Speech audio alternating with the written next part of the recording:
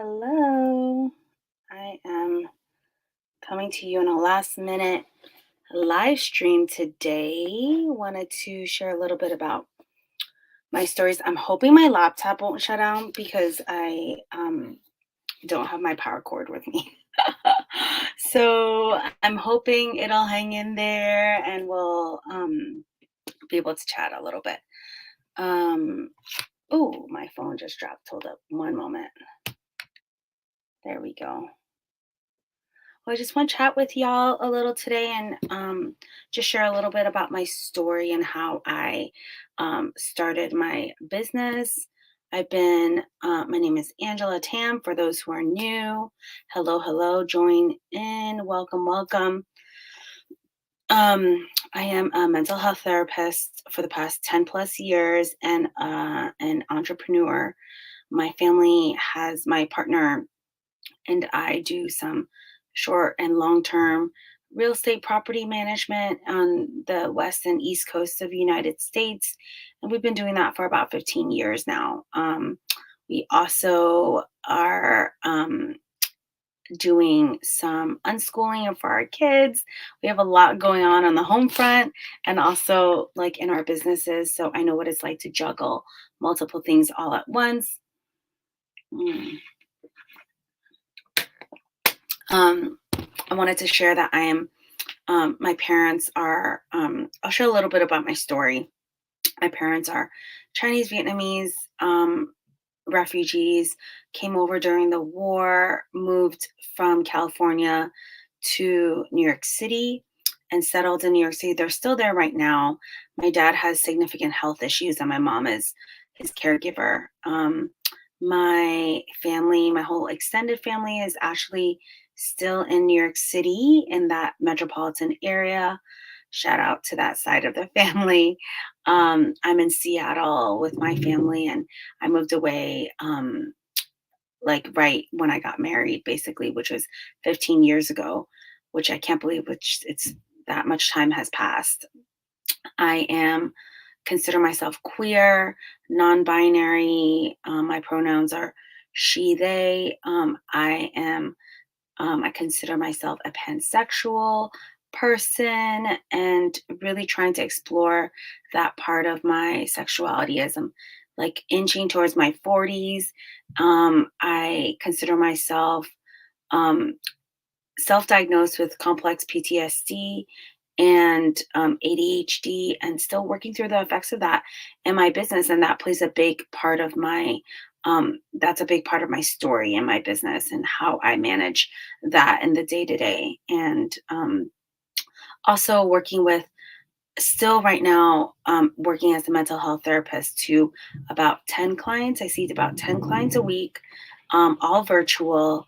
And I'm moving into the coaching sphere. So right now I'm starting at my group coaching practice, which centers Asian women entrepreneurs. And that's if that's you, I love for you to pay attention and to consider joining our group. Our group is basically centering the Asian woman experience or non binary trans experience of being from folks of the Asian diaspora. So your family could be of any generation from anywhere in the Asian diaspora. It could be Native Hawaiian Pacific Island diaspora too, as well as like the continent of Asia.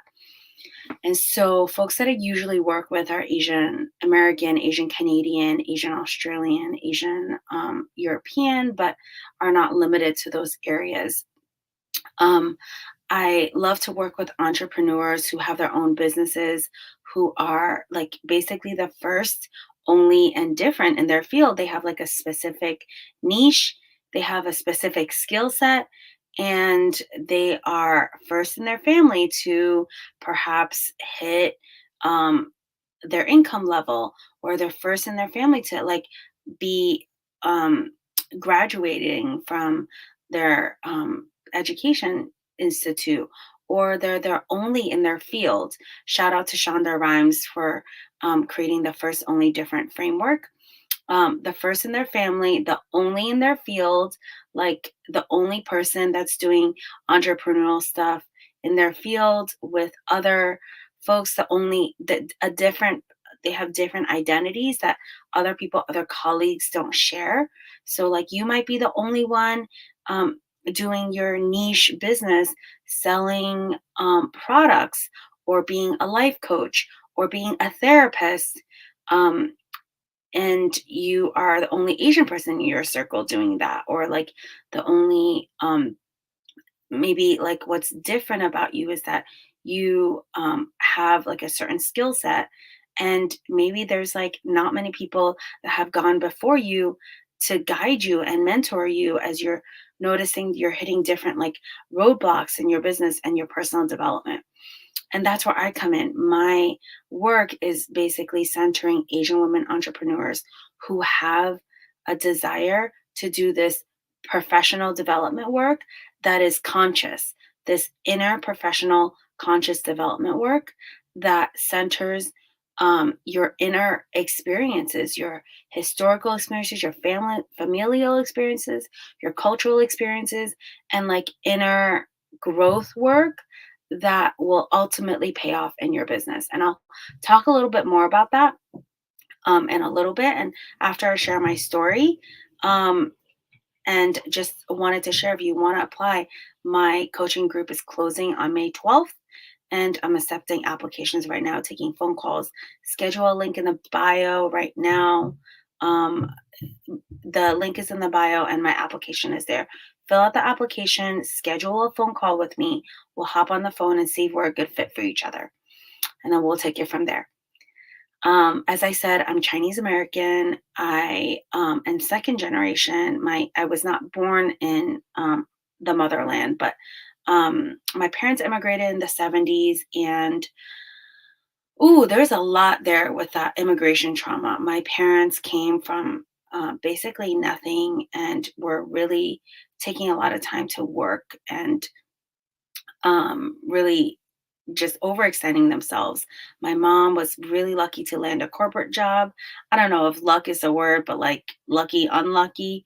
My dad had to really struggle as a real estate entrepreneur, which is where I got my entrepreneurial like um, side is through my dad. As my dad is really like um, uh, really entrepreneurial, and he always encouraged me to like do my own thing, make my own hours, be my own boss, basically. But they really tried their best to do what they could in their professional life. But what I saw was their home life was a mess.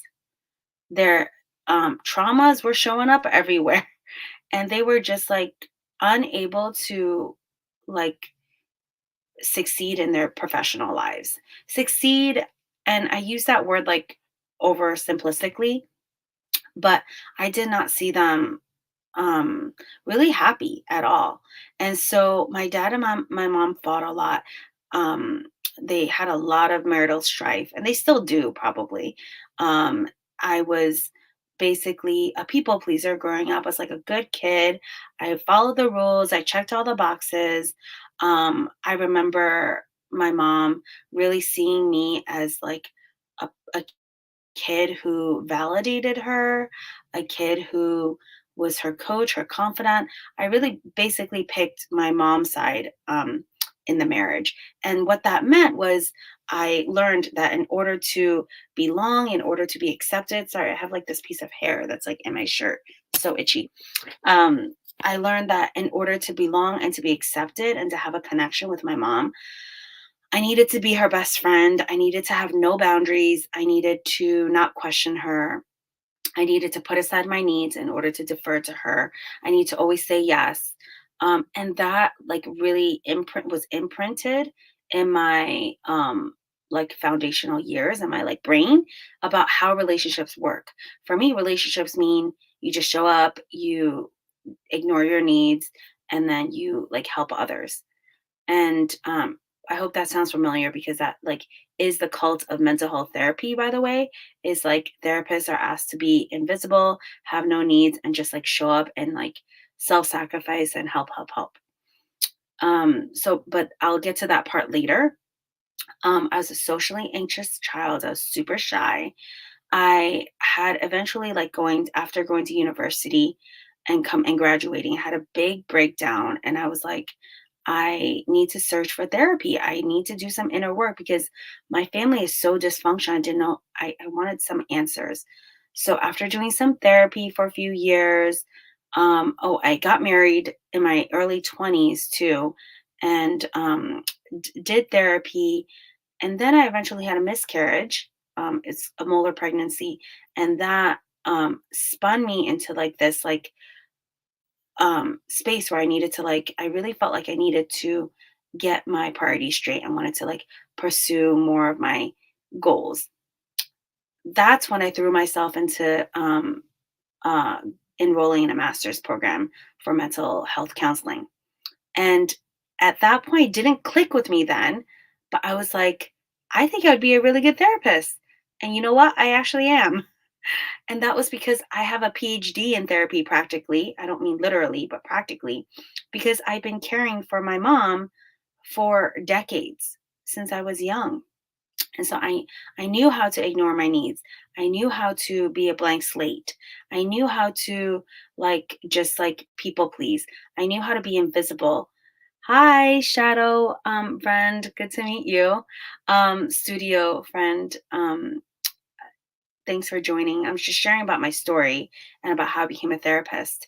And it was so familiar for me to throw myself in and disregard my own needs. And not realizing that A, that's what the therapy community encourages, and B, my attachment wounds also encourage that. Like my unhealed, unresolved childhood wounds are showing up in my career. A, because the industry is set up for that. B, because I'm socialized for that. And C, I have childhood trauma from that. So my pitfalls and setbacks. So the reason why I created this container for my group coaching program is for people like me who have attachment childhood trauma that want to address that in their professional framework, in their entrepreneurial lens, in their businesses, because they're seeing, wow, my attachment wounds, my unresolved childhood issues are showing up in my business and it's getting messy. It's getting messy. And let me tell you why I how I saw it getting messy in my business. Well, in my first few years of being a mental health therapist in private practice, in the state of Washington, you can open up a private practice right when you graduate from college, when you graduate from your master's program. But the caveat is you have to hire someone who can supervise you. So that supervisor is usually someone who is also a therapist and can like clinically oversee your work and be liable for your work. So that person was Paula. Paula is still someone who I really value and respect and love so much. And I credit her to helping me work through my attachment wounds in my early days of my business. I was noticing this is how it showed up in my therapy practice and my rental business. I was shy about letting clients know about my rate increases. Like every year, I would increase my rate by a certain amount just for adjustment for the living fees and the different overheads that changed every year. And it's normal for therapists to do that because expenses increase or expenses change. And I found myself being so shy about letting my clients know that. I also found myself worrying about um, like accepting clients. Whoever wanted to come through my practice, I would accept them because I was like so afraid of people, of not having enough income, but also um, like saying no to people. I was deathly afraid of saying no and refusing people in my clientele base. I was also worried about getting marketing myself and putting myself out there and like really showcasing my skills and highlighting my skills. I was also guilt driven. I was driven by guilt versus like driven by my needs, which is like prioritizing my need for rest, prioritizing my need for free time, prioritizing my need for learning. I was worried about disappointing people and being driven by my worry of disappointing people versus being driven by my needs, and centering myself. I was burnt out because I had no boundaries. If people were like, "Okay, let's schedule," I'm gonna can they were doing last minute cancellations and then rescheduling for another time of the week. And I was like, "Okay, whatever you want. Like, I understand you're busy." And I wasn't having any boundaries or a sense of like protection for my energy. And also, I was like letting people dictate my schedule. Like, whoever I was so like just like worried about people leaving me that I would just say yes to everything. Like, "Oh, if you want to meet during this day, fine. I I'll make myself available." Meanwhile, my personal life was a mess because my boundaries were all over the place. And I was resentful towards my business and towards my clients. And that wasn't something that's like particularly really sustainable or helpful either. Another thing that I noticed that was showing up in my business was that I was leaving a lot of things unsaid. And so, as a therapist, when you're trying to work with people on their trauma, the things that are left unsaid are actually the things that are needed to be said. So, if you have a therapist, or if like you're noticing for yourself as a business person that you're like wanting to say something because you feel uncomfortable or you want to address something in that's a rupture that's come up or something that broke trust, and you're finding yourself like, "Ooh, how do I put words on this? I'm just going to avoid it." That is part of your attachment wound. That's part of my attachment wound. Whenever things got uncomfortable, I would just be like, mm, okay, whatever, just like bury it under the rug. But realizing now, looking back, I'm like, oh, that is an attachment wound. And so that's how it showed up in my business, and it could show up in your business in totally different ways because we all have different structures of our business. But generally speaking, those are kind of like the signs. What is an attachment wound? Attachment wound is an emotional injury that can occur when there's to a disruption or failure to establish a secure attachment. And what does that mean? Like, what does that mean to have a disruption in secure attachment? It can mean immigration trauma being a disruption in attachment, like parents who are struggling and trying to hustle and hiring nannies. And so you might have like five, six, seven nannies in your first 5, 6, 7 years of your life. Disruption trauma might be neglect. It might mean like your parents, like maybe emotionally, physically gave you all you needed, but not emotionally. It also might mean that attachment wounds can manifest in fear of abandonment, difficulty trusting others, tending to be emotionally guarded or avoidant, and difficulty forming close relationships. This is what typically looks like for folks. It looks like you're the one taking care of other people without knowing what you need on your own. So attachment trauma and attachment wounds can show up in so many ways. It shows up in our personal lives when we are kind of permissive with our parenting, or like maybe too rigid in our parenting, or in our dating lives when we like are dating people but they know a lot about us but not they don't know us. And it could show up in friendships where you're like the one that's always giving but not really receiving, and not asking for help, and not making yourself known and sharing vulnerably. And so, as a therapist, the lessons that I learned was I have a lot of trust issues. And me working through my trust issues in the business and personal lens was incredibly helpful. So, in my last post, in my last carousel, I talked about solving the mystery of why you'd rather be a wallflower versus taking up appropriate space. As entrepreneurs, we don't have the luxury of being wallflowers, but our inner children want us to be wallflowers because we want to protect ourselves from being put out there and being hurt. And so as entrepreneurs, we're stuck in kind of like a difficult position. We need to put ourselves out there in order to market our business and ideally show up authentically. But the parts of us that are hurt, that don't trust very much, holds back and they don't open up. And in our businesses, being authentic and showing up authentically and leading a team authentically, doing marketing authentically, having like authentic relationships with our friends and community, those are the things that are going to get us far. Relationships is what is going to get us far.